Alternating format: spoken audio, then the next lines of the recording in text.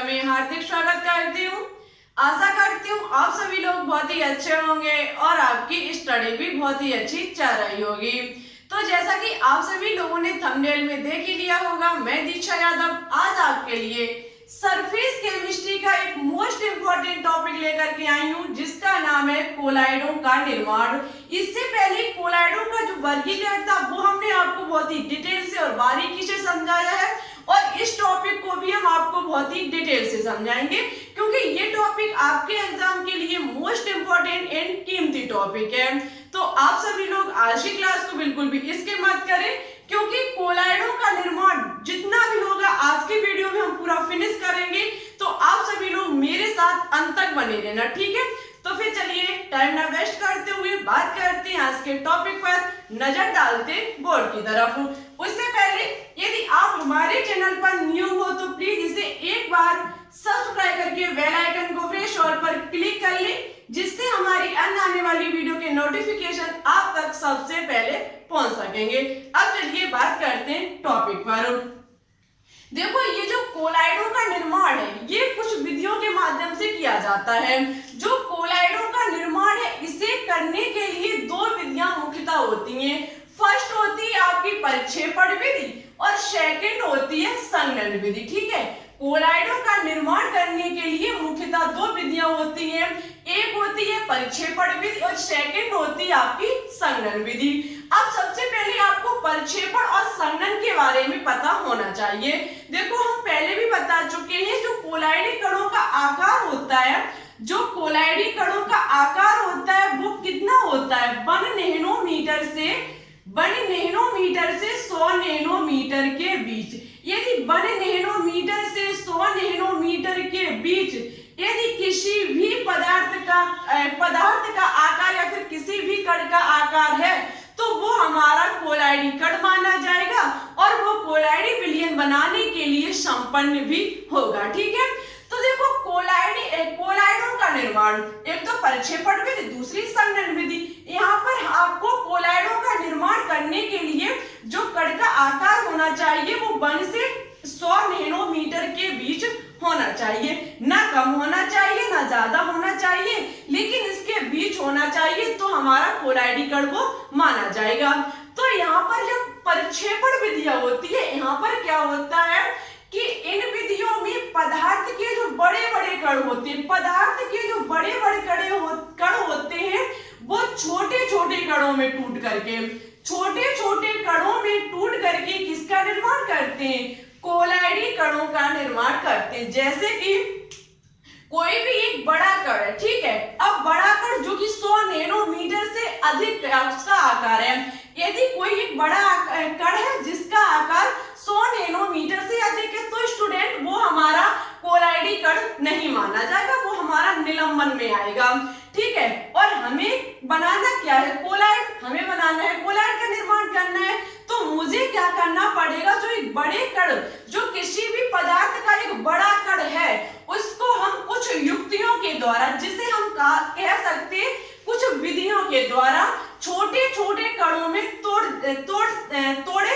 तोड़े जा सकते हैं। जो पदार्थ के बड़े बड़े कण हैं वो कुछ विधियों के द्वारा छोटे छोटे कणों में तोड़े जा सकते हैं। तो हम क्या करेंगे, जो बड़े बड़े कण हैं उन्हें छोटे छोटे कणों में तोड़ लेंगे, जिसके लिए मुझे कुछ विधियां प्रयुक्त करनी पड़ेंगी। उन विधियों को कहा जाएगा परिक्षेपण विधि। इसके अंतर्गत कौन कौन सी विधियां आती हैं, जिनके माध्यम से हम कणों को बड़े बड़े आकार से छोटे छोटे आकार में परिवर्तित करके कोलाइडी कण बना लेते हैं। आज उन सभी के बारे में हम सभी लोग सीखेंगे, ठीक है। तो और सेकंड है आपकी संघनन विधि। संघनन विधि में क्या होता है कि जो छोटे छोटे कण होते हैं, संघनन विधि में जो छोटे छोटे कण होते हैं वो आपस में मिल करके एक बड़े कण का निर्माण करते हैं, जिसका आकार जो होता है वो 1 नैनोमीटर से 100 नैनोमीटर के बीच होता है, ठीक है। किस द्वारा हम छोटे छोटे कणों को बड़े बड़े कणों में बनाएंगे, ये हम संघनन विधियों के अंतर्गत पढ़ेंगे, ठीक है। तो अब आपको समझ में आ चुका होगा कि कोलाइडी कणों का निर्माण दो विधियों से किया जाता है, परिक्षेपण विधि, संघनन विधि। प्रक्षेपण विधि में क्या होता है, जो बड़े बड़े पदार्थ के कण होते हैं उन्हें छोटे छोटे कणों में तोड़ करके कोलाइडी कणों का निर्माण किया जाता है। इसी प्रकार से यहाँ संघनन विधि में क्या होता है कि जो छोटे छोटे कण होते हैं उन्हें जोड़ करके बड़े बड़े कणों का निर्माण किया जाता है, जिनका आकार 1 नैनोमीटर से 100 नैनोमीटर के बीच होता है और निर्माण किया जाता है कोलाइडी कणों को, जहां पर तोड़ा जाएगा प्रक्षेपण माध्यम, जहां पर जोड़ा जाएगा संघनन विधियां। ठीक है, चलिए अब बात करेंगे कि प्रक्षेपण विधियों को कितने भागों के द्वारा हम समझेंगे। तो इसकी मुख्यतः 2 विधियां होती हैं, विद्युत प्रक्षेपण विधि जिसे कहा जाता है ब्रॉडगेज आर्क विधि, दूसरी इसकी होती है पेप्टीकरण विधि। इन 2 विधियों के माध्यम से हम सीखेंगे कि किस प्रकार बड़े बड़े कण को तोड़ करके छोटे छोटे कणों में बड़े कणों को तोड़ करके छोटे छोटे कणों के रूप में किया जाता है और कोलाइडों का निर्माण किया जाता है। इतनी मस्त तरीके से आपको हम समझाएंगे कि शायद आप इस चीज को जीवन में कभी नहीं भूल पाएंगे। ठीक है, तो ओनली मेरे साथ अंत तक बने रहना। नेक्स्ट है आपकी संघनन विधि। संघनन विधि के अंतर्गत आती है रासायनिक विधियां, जिसके अंतर्गत मुख्यतः 4 विधियां होती हैं, उभय अपघटन, अपचयन, ऑक्सीकरण, जल अपघटन। इन 4 विधियों के माध्यम से छोटे छोटे कणों को बड़े बड़े कणों में परिवर्तित करके 1 से 100 नैनोमीटर का एक कण का आकार बनाया जाता है, जिसे कहा जाता है कोलाइड। ठीक है, आई होप अब आपको इतना समझ में आ चुका होगा। अब हम क्या करेंगे, प्रक्षेपण विधि जो है उसके फर्स्ट विधि को पढ़ेंगे, विद्युत प्रक्षेपण विधि, जिसे ब्रॉडगेज आर्क विधि भी कहा जाता है। बहुत ही इंपॉर्टेंट है, हम आपको इसको फिगर के माध्यम से समझाएंगे। तो चलिए अब बात करते हैं इस विधि पर। यदि आप इसकी स्क्रीनशॉट लेना चाहते हैं तो बिल्कुल ले सकते हैं, और यदि आपने कॉपी में नोट डाउन किया होगा तो इससे खुशी की बात, अच्छी बात कोई हो नहीं सकती है। चलिए बात करते हैं आगे। चलिए अब बात करते हैं आगे। अब जो बात करने वाले हैं वो प्रक्षेपण विधियां की जो फर्स्ट विधि है, जिसका नाम है विद्युत प्रक्षेपण विधि, जिसे ब्रॉडगेज आर्क विधि भी कहा जाता है। इसके माध्यम से हम सीखेंगे कि बड़े बड़े कण के जो बड़े बड़े पदार्थ के कण होते हैं उन्हें हम छोटे छोटे कण मींस 1 नैनोमीटर से 100 नैनोमीटर के बीच का हमें कोलाइडी कण कैसे प्राप्त करना है, हम आपको एक फिगर के माध्यम से बताएंगे। तो आप सभी लोग मेरे साथ अंत तक बने रहना। देखो यहाँ पर विद्युत प्रक्षेपण विधि में क्या है, इस विधि द्वारा धातुओं का कोलाइडी विलयन बनाया जाता है। सबसे पहले ये पॉइंट अच्छे से याद रखना कि जो विद्युत प्रक्षेपण विधि है, जिसे ब्रॉडगेज आर्क विधि कहा जाता है, इसके द्वारा धातुओं का कोलाइडी विलयन प्राप्त किया जाता है। यहाँ पर हम प्लेटिनम का कर सकते हैं, सिल्वर का कर सकते हैं, कॉपर का कर सकते हैं, गोल्ड का कर सकते हैं, कोई भी हमारी धातु जिसका हम यहाँ पर कोलाइडी विलयन प्राप्त करेंगे। चलिए कैसे प्राप्त करेंगे वो सीखते हैं। लिखा हुआ है इस विधि में जिस धातु का कोलाइडी विलयन बनाना है उसके लिए 2 इलेक्ट्रोड बनाए जाते हैं। मुझे जिस धातु का क्या बनाना है, कोलाइडी विलयन, उसके लिए मुझे उस धातु के 2 इलेक्ट्रोड लेने पड़ते हैं। जैसे कि हम बनाते हैं यहाँ पर सिल्वर का, चाहे कॉपर का, किसी का भी मान लीजिए। चलिए हम यहाँ पर कॉपर का जैसे बनाते हैं कोलाइडी विलयन, तो आपको कॉपर की 2 इलेक्ट्रोड लेने पड़ेंगे। ठीक है, हमने कॉपर के 2 इलेक्ट्रोड ले लिए। इस प्रकार से हम कॉपर के 2 इलेक्ट्रोड ले लेंगे। आगे लिखा हुआ है तथा जल प्रक्षेपण माध्यम में डुबा देंगे। हम इन जो हमने 2 ये इलेक्ट्रोड लिए हैं, इनको हम क्या करेंगे, जल में डुबा देंगे। ठीक है, हम इनको क्या करेंगे, जल में डुबा देंगे। ये कोई हमने रख दिया, कुछ भी मान लीजिए आप, कुछ भी पर्सनली जैसे कोई पात्र मान लीजिए, उसमें हमने क्या किया, इन दोनों इलेक्ट्रोड को पानी के भर करके और उसमें डुबा दिया। आगे लिखा हुआ है कि दोनों इलेक्ट्रोडों के मध्य उच्च वोल्ट उत्पन्न करते हैं। अब स्टूडेंट यहाँ पर क्या होगा कि दोनों इलेक्ट्रोडों के मध्य हम क्या करेंगे, दोनों इलेक्ट्रोडों के मध्य हम उच्च वोल्ट धारा यहाँ पर प्रवाहित करेंगे। हम क्या करेंगे, यहाँ पर उच्च वोल्ट उत्पन्न करेंगे। ठीक है, ये हमारा उच्च वोल्ट होगा, ये प्लस सिरा है, ये हमारा माइनस सिरा है। प्लस सिरा हमारा एनोड होता है और ये हमारा कैथोड सिरा होता है, ठीक है। हमने क्या किया, सबसे पहले जिस धातु का कोलाइडी विलयन बनाना है उसके लिए हमने क्या किया, उसके 2 इलेक्ट्रोड ले लिए। दोनों इलेक्ट्रोड को हमने पानी में डाल दिया, जल में डाल दिया, या फिर हम कह सकते हैं उसे वाटर में डुबो दिया, ठीक है। उसके मध्य हमने उच्च वोल्ट प्रभावित किया। उनके मध्य जब हमने उच्च वोल्ट उत्पन्न किया तो स्टूडेंट यहाँ से ऊष्मा उत्पन्न होती है। जब आपको पता है हम इन दोनों के बीच, ये जल में डला हुआ है, इनके मध्य हम विद्युत धारा प्रभावित करेंगे तो इनके बीच क्या होगा, आर्क उत्पन्न होगा। क्या उत्पन्न होगा, इनके बीच आर्क उत्पन्न होगा, जिसे हम कह सकते हैं चिंगारी उत्पन्न होगी। इनके बीच क्या होगा, चिंगारी उत्पन्न होगी। जो चिंगारी क्या करेगी, जिसके ये इलेक्ट्रोड बने हुए हैं वो हमारे वाष्पित होने लगेंगे और उड़ना शुरू कर देंगे। ये जो हमारे इलेक्ट्रोड, ये जो दोनों बने हुए हैं, इनके बीच जब उच्च वोल्ट प्रभावित होगा तो इनके बीच क्या होगा, चिंगारी उत्पन्न होने लगेगी और ये वाष्पित होने लगेंगे। जब ये वाष्पित होने लगेंगे तो इसका कोई फायदा नहीं, क्योंकि मेरा जो उद्देश्य है वो है कोलाइडी कण बनाने का, कोलाइडी विलयन बनाने का। तो जब ये वाष्पित होने लगेंगे तो हम क्या करेंगे, एक दूसरा पात्र लाएंगे और उसमें भर देंगे, किसको, उसमें हम भर देंगे बर्फ के कण को। जो ये बर्फ के कण होंगे, ये जो बर्फ के कण होंगे वो इस जल को ठंडा किए रखेंगे, इस जल को ठंडा करेंगे। जैसे ही यहाँ पर हम उच्च वोल्ट प्रभावित करेंगे, इनके बीच आर्क उत्पन्न होगा, चिंगारी उत्पन्न होगी और ये दोनों जो इलेक्ट्रोड की छड़ें होंगी वो हमारी क्या करेंगी, वाष्पित होने लगेगी। जैसे ये वाष्पित होने लगेगी, जैसे ही इनके बीच वाष्पन की क्रिया होगी, वैसे ही भरा ये जल ठंडा, ये जो जल ठंडा जिसे हम बर्फ कह सकते हैं, वो उनको अपनी तरफ खींच लेगा। मींस उनके बीच हो जाएगा संघनन। क्या हो जाएगा, संघनन। याद रखना, यहाँ पर जब हम वोल्ट प्रभावित करेंगे, इनके बीच चिंगारी उत्पन्न होगी। दोनों इलेक्ट्रोड, जैसे कि हमारे कॉपर के इलेक्ट्रोड है, कॉपर धातु के इलेक्ट्रोड है, ये वाष्पित होना शुरू कर देंगे। जैसे ये वाष्प में चेंज होंगे, ये भरा ठंडा जल इस जल को ठंडा करेगा और ये इसके कण को अपनी तरफ खींच लेगा। अब स्टूडेंट, ये हमारे बड़े बड़े कण थे, ये हमारा कॉपर का एक बड़ा कण था। जैसे ही हमने इनमें उच्च वोल्ट प्रभावित किया, तुरंत ये टुकड़ों में टूट गया, वाष्पित हो गया। जब ये वाष्पित हो गया, इसके कण पुनः जल में आकर के एक कोलाइडी कण का निर्माण कर लेते हैं, जिसका जो आकार होता है वो 1 से 100 नैनोमीटर के बीच होता है। मुझे यही ज्ञात करना था। एक बार हम फिर से समझाते, आगे अभी खत्म नहीं हुआ, बहुत कुछ इसमें है। हमने आपसे कहा कि मुझे इसमें धातुओं का कोलाइडी विलयन बनाना है। धातुओं का कोलाइडी विलयन बनाने के लिए हम जिस धातु का बनाएंगे उसके 2 हम इलेक्ट्रोड लेंगे। जब हम उसके 2 इलेक्ट्रोड लेंगे, उसे हम वाटर में डुबा कर रखेंगे। हमने एक वाटर लिया पात्र में, उसमें डुबा के रखा और इनके बीच हमने उच्च वोल्ट प्रभावित किया। जब हमने इनके बीच उच्च वोल्ट प्रभावित किया, दोनों इलेक्ट्रोड के बीच जो कि जल में डूबे हुए हैं, उनके बीच आर्क उत्पन्न हो जाता है, जिसे कहा जाता है चिंगारी।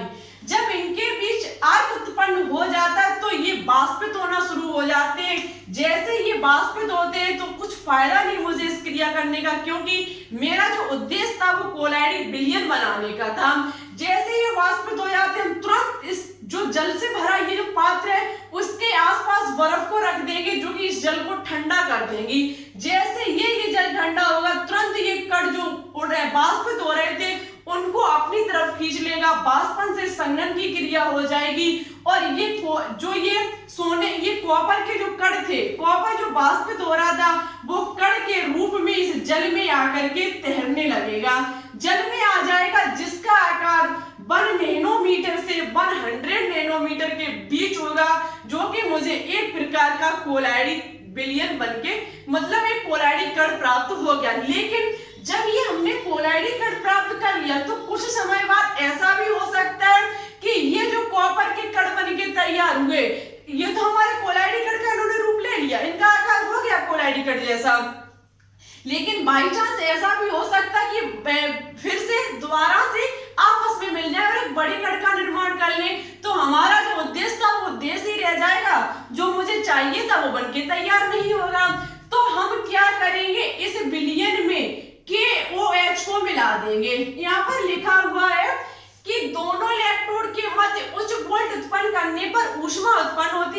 चिंगारी उत्पन्न होती है। धातु के वाष्प ठंडे जल के संपर्क में आकर के कोलाइडी आकार के कणों में परिवर्तित हो जाते हैं। जो हमारे जल के संपर्क में जैसे ये जल आता है वैसे ही कोलाइडी आकार के कण थे वो किस में परिवर्तित हो जाएंगे, कोलाइडी विलयन में परिवर्तित हो जाएंगे। और यहाँ पर KOH स्थायी कारक का कार्य करेगा। कहने का मतलब है जैसे ये कोलाइडी कण, कोलाइडी आकार के जो कण थे वो कोलाइडी विलयन जल में जब ये मिल गए तो हमारे एक प्रकार का कोलाइडी विलयन बन गया, ठीक है, बन गया। और उसके बाद यहाँ पर हम KOH को मिलाएंगे। जब हम इसमें KOH को मिलाएंगे तो क्या होगा, K प्लस होता है, OH माइनस होता है। ये OH माइनस जो होगा वो कॉपर के प्रत्येक कण के ऊपर बैठ जाएगा, प्रत्येक कण के आसपास चिपक जाएगा, जो कि कैसा होगा, सभी कण हमारे माइनस हो जाएंगे। जब सभी कण आपके माइनस हो जाएंगे तो आपको पता है अब ये आपस में नहीं मिल पाएंगे। क्यों नहीं मिल पाएंगे? यदि ये आपस में मिल जाएंगे, पहली बात तो ये मिलेंगे नहीं। क्यों नहीं मिलेंगे? क्योंकि अब प्रत्येक कण कैसा हो चुका है, ऋणात्मक, सब पर नेगेटिव चार्ज आ चुका है। और एक जो आपके ऋण सिरा जो होते हैं वो एक दूसरे को प्रतिकर्षण करते हैं। यहाँ पर ये आपस में एक दूसरे को, कहने का मतलब है, दूर फेंकेंगे और हमारे जो कोलाइडी कण होंगे वो हमें प्राप्त हो जाएंगे। इस प्रकार से कोलाइडी विलयन का निर्माण किया जाता है, ठीक है। सबसे पहले हम 2 इलेक्ट्रोड लेंगे, जल में डुबाएंगे, उच्च वोल्ट प्रभावित करेंगे, वैसे इनके मध्य चिंगारी उत्पन्न होगी। चिंगारी जो उत्पन्न होगी वो इस कण जो जिसका हमने इलेक्ट्रोड लिया वो वाष्प अवस्था में चेंज हो जाएगा। हम उसे वापस करने के लिए एक जल ठंडी, कहने का मतलब है आसपास बर्फ रख देंगे जो कि इस जल को ठंडा कर देगा।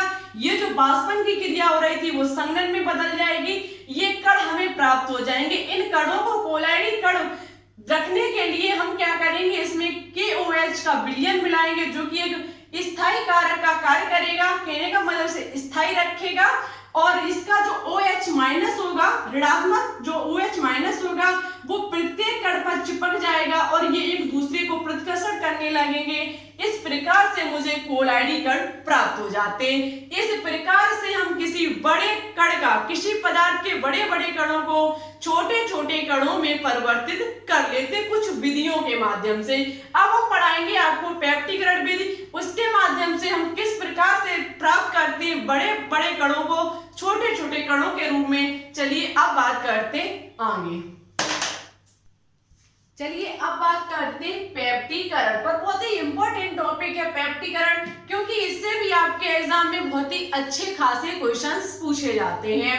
पेप्टीकरण किसी ताजे बनी अपक्षेप में, ताजा बना अपक्षेप सबसे पहले आपको पता होना चाहिए, कहने का मतलब है कोई ऐसा विलयन जिसमें हमने किसी पदार्थ को घोला, जैसे कि हमारा जल है, हमने उसमें AgCl को घोला हुआ है, उसमें घुल करके, जैसे कहने का मतलब वो उसमें घुले ना और उसके तली में जा करके बैठ जाए, ऐसे पदार्थ को हम ताजा बना अपक्षेप कहेंगे, ठीक है। किसी भी चीज को हम किसी भी लिक्विड चीज में घोले तो वो घुल करके ना उसकी तली में बैठ जाए, तो ऐसे पदार्थ को क्या कहा जाएगा, ताजा बना अपक्षेप।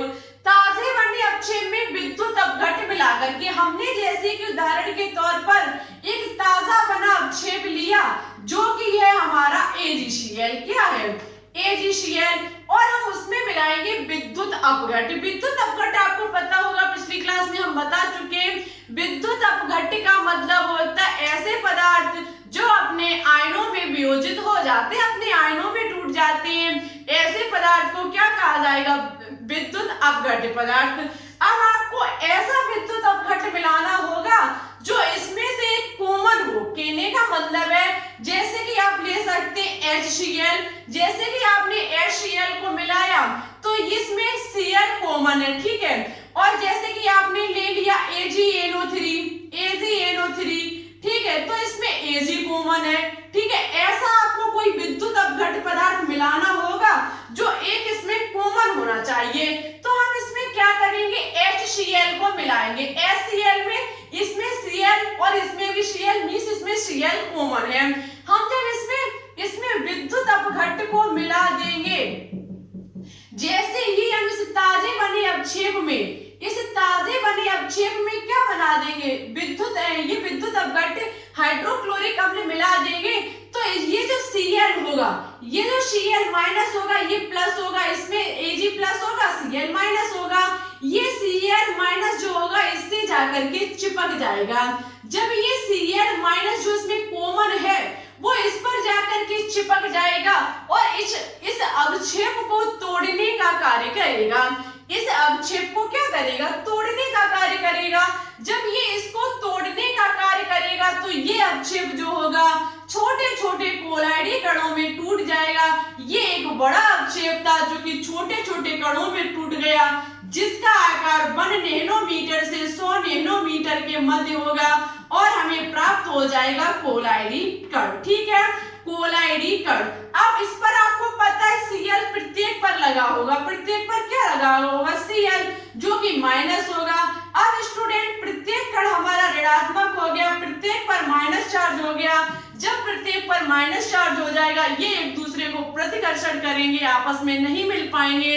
इस प्रकार से हम पेप्टीकरण की क्रिया के द्वारा भी कोलाइडी कणों का निर्माण कर लेते हैं। अब आपसे एक बात और कहनी थी, उसके बाद हम फिर से इस बात को दोहराएंगे कि आपको हम दोपहर वाली क्लास जो है वो 1 बजे के समथिंग देते हैं। हमने आपसे बोल रखा ये क्लास आपको 1 बजे के समथिंग मिल जाएगी और हम 1 बजे डालते भी, लेकिन अब आपको पता है हम 3 वीडियो डेली आपको दे रहे हैं, 3 वीडियो प्रोवाइड करा रहे हैं और 3 वीडियो का कंटेंट बनाने में बहुत टाइम लगता है। ठीक है, तो आपको सुबह वाली जो 8 बजे की क्लास है वो आपको टाइम टू टाइम मिलती है, इवनिंग वाली 8 बजे वाली क्लास भी आपको टाइम टू टाइम मिलती है, लेकिन बाई चांस जो दोपहर की 1 बजे वाली क्लास है वो थोड़ी मिस्टेक हो जाती है। कभी आपको वो 1:30 बजे मिलती है तो कभी उससे 1:45 हो जाती है। शायद अभी तक 1:45 का बाई चांस हुआ होगा ना, वैसे हम आपको 1:30 पर क्लास दे देते हैं।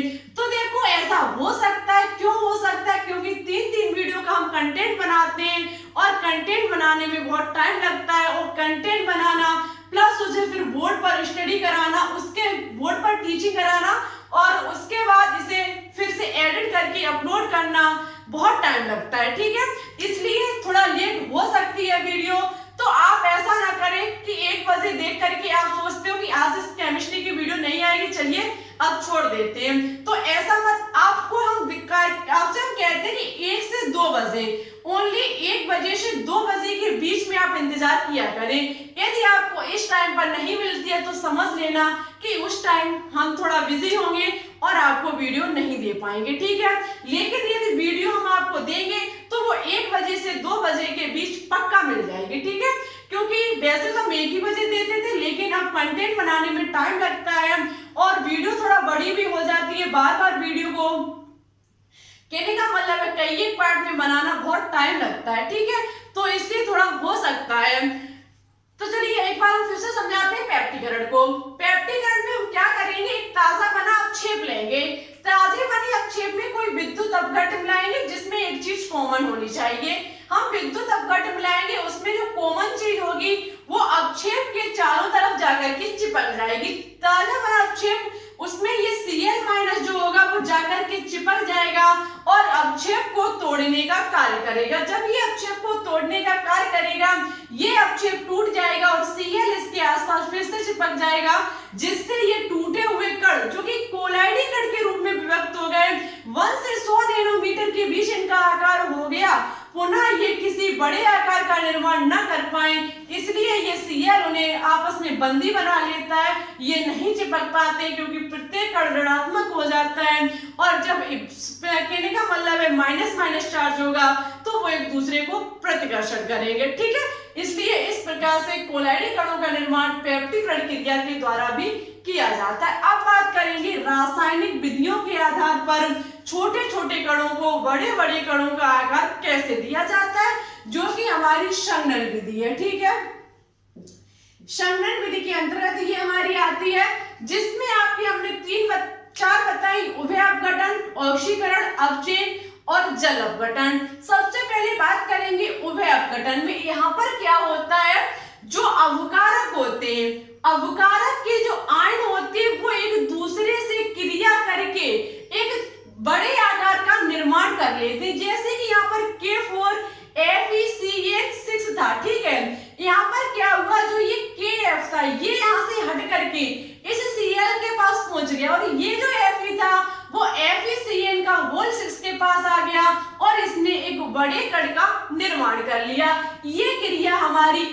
अपघटन कहलाएगी। ठीक है, उभय अपघटन की विधि के द्वारा भी के छोटे छोटे कणों से बड़े बड़े कणों का निर्माण किया जाता है। ठीक है, आगे बात करेंगे ऑक्सीकरण के माध्यम से। आपको पता है ऑक्सीकरण में क्या होता है कि जो हाइड्रोजन का बाहर निकलना, यहाँ पर ये सल्फर के साथ हाइड्रोजन लगी हुई है, वो इससे बाहर निकल जाएगी, जो कि ऑक्सीजन के साथ जुड़ जाएगी जाकर के, सल्फर हमारा अलग हो जाएगा, हाइड्रोजन यहाँ से निकल जाएगा, ये हमारी ऑक्सीकरण विधि होगी। ठीक है, ऑक्सीकरण विधि जिसमें हाइड्रोजन बाहर निकलेगी। यहाँ पर क्या होगा, अपचयन होगा। आपको पता है अपचयन का मतलब होता है ऑक्सीजन का बाहर निकलना। आप देख सकते हैं यहाँ पर Cu से Cl माइनस बाहर हुआ, Cu से Cl यहाँ से चला गया। अब एक बात का याद रखना, ऑक्सीजन का बाहर निकलना, ऑक्सीजन का बाहर निकलना क्या कहलाता है, अपचयन। लेकिन हमेशा याद रखना किसी ऋणात्मक आयन का बाहर निकलना भी हमारा अपचयन कहलाता है। किसी ऑक्सीजन का बाहर निकलना आपने अपचयन पढ़ा होगा, लेकिन कभी किसी ऋणात्मक कोई हमारा ऋणात्मक आयन है उसका बाहर निकलना भी अपचयन कहलाता है। यहाँ पर Cl माइनस है, इससे Au से Cl बाहर निकला, ये विधि हमारी अपचयन विधि कहलाएगी। ठीक है, यहाँ पर क्या हो रहा है, जल अपघटन। यहाँ पर इसको जल को जब Cl3 में मिलाया जा रहा है तो ये अपने आयनों में वियोजित हो जाता है। इस प्रकार से रासायनिक विधियों से संघनन विधि के रासायनिक विधि के माध्यम से छोटे छोटे कणों को बड़े बड़े कणों में तोड़कर बड़े बड़े कणों का रूप दे करके हमारे कोलाइडी कणों का निर्माण किया जाता है। आई होप आपको कोलाइडों का निर्माण समझ में आ चुका होगा। मन में किसी भी प्रकार का डाउट हो कमेंट बॉक्स में लिख देना, हम आपको नेक्स्ट क्लास में समझाने की पूरी कोशिश करेंगे। ठीक है, तो आज के लिए बस इतना ही। वीडियो कैसी लगी कमेंट बॉक्स में कमेंट करके जरूर बताएं। अच्छी लगी तो लाइक एंड दोस्तों के साथ शेयर करना बिल्कुल भी ना भूलें। चैनल पर न्यू हो तो प्लीज इसे एक बार सब्सक्राइब करके बेल आइकन को प्रेस ऑल पर क्लिक कर लें, जिससे हमारी अन्य आने वाली वीडियो के नोटिफिकेशन आपके पास सबसे पहले पहुंच सकेंगे। सबसे पहले हम बात करेंगे जो हमने पिछली क्लास में एक क्वेश्चन होमवर्क में दिया था, उसका आंसर किन किन स्टूडेंट ने राइट दिया। उसका आंसर ओनली एक स्टूडेंट ने राइट दिया, जिसका नाम है महेंद्र यादव। एक स्टूडेंट ने ओनली राइट दिया। ऐसे ही आप स्टूडेंट लगातार कोशिश करते रहिए, आपका सिलेक्शन होकर के रहेगा। और आज हम क्वेश्चन होमवर्क के तौर पर कुछ भी नहीं लेकर के आए। क्यों नहीं लेकर के आए, क्योंकि कोई आंसर नहीं देता तो हमारे क्वेश्चन देने का कोई फायदा नहीं है।